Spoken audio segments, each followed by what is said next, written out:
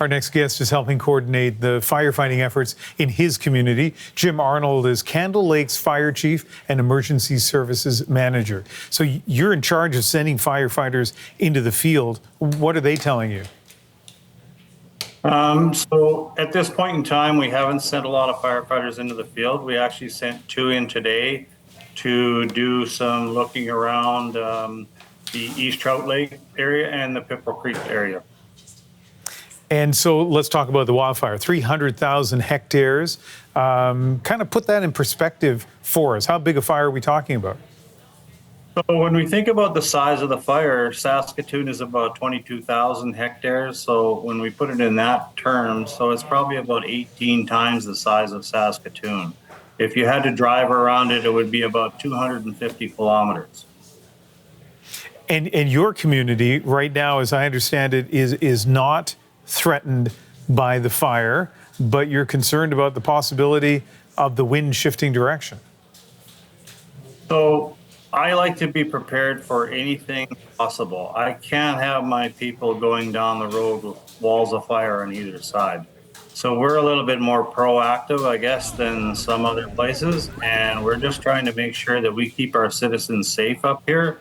A lot of them up here are senior citizens, so we're just trying to look out for them. So let's talk about the fire break issue. Describe for us what a fire break is and what it is that your community is asking for. So we asked for a fire break on the east side of Minnewaca and down the Highway 120. And the reason for that is where the fire was threatening Candle Lake from. I've heard reports just recently that it's about 20 kilometers away, and it takes a long time to build a fire guard. And the whole idea is to have it so that it's in place and can help protect Candle Lake. And so basically what it is knocking down trees, creating an area, I don't know how wide an area, that theoretically is going to stop the fire from advancing. What would be involved in terms of equipment and personnel to create the fire break you would like to see near your community? So we use bulldozers to push down trees, and unfortunately we can't harvest them because we just don't have time. We push it down so that we're right down to dirt, and it makes it so fire cannot go through that. The use of a dozer guard or a fire break would be kind of if we have to backburn the fire, so i.e. burn it on the side that's away from Candle Lake. That's a last resort. The whole idea is to try and make it so that it's down to dirt so small embers don't get through. And are you going to get a fire break?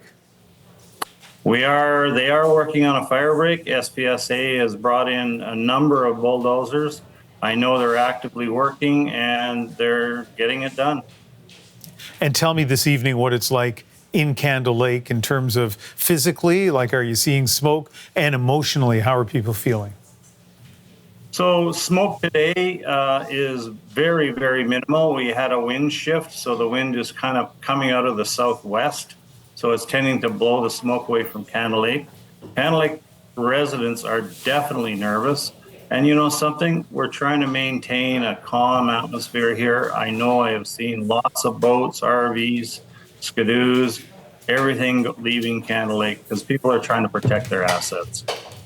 And I guess stuff that's not insured, right, is kind of at the top of the list of what they're trying to move out. For sure. I mean, you know, snowmobiles, generally, they're not insured. Quads generally are not insured. Some boats may be insured, some may not be. Some trailers might be insured, some may not be. So the whole idea is if they're not insured, you know, protect your assets. And tonight, we'll finish with this. At this point, Candle Lake, your community, is not facing an imminent threat. No, I would not say we're facing an imminent threat at this time, but like I say, I like to be prepared. Jim Arnold, thanks for speaking with us. Thank you. Have a good evening. Jim Arnold is Candle Lake Fire Chief and Emergency Services Manager.